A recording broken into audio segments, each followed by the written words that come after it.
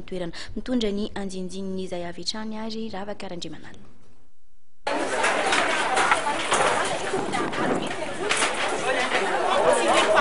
Nanomboka tamin'ny 8 ora maraina ireo mpivarotra mahery ny Ronjato teto amin'ny tsenany Malakam no nangoronetana rehefa tonga tetỳ toerana ny vatitany niaraka tamin'ny mpitandro filaminana izay iraka avy amin'ny orinasa Madaray tompon'ny tany. Nambaran'izy ireo fa tsy nisy ny fampalazany miloha.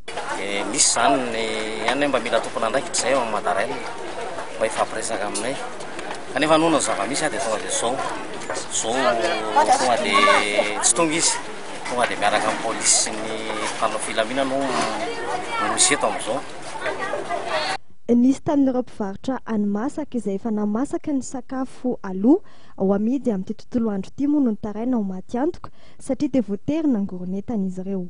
Tampoka teo ny entana efa masaka daholo hoay tsara ireo enta ataona eza ireo entana be tabe ireo.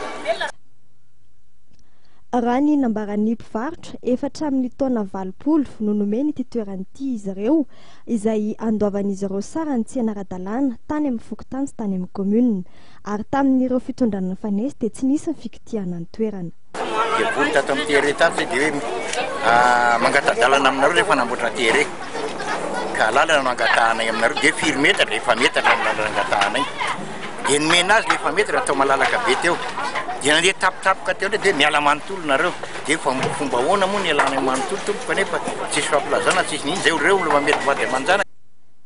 Fanatanterahana fanapahan-kevitra ny tompon'ny tany ara-panjakana no tanterahana teto araka fanazavana ny vaditany ny orinasa Madaray izay nanambara fa efa nisy ny taratasy fampandrenesana ireo mpivarotra tamin'ny herinandro lasa teo izay nanomezana azy ireo fepitaona ialana amin'ny toerana hatrany fa 24 volana febroary lasa teo.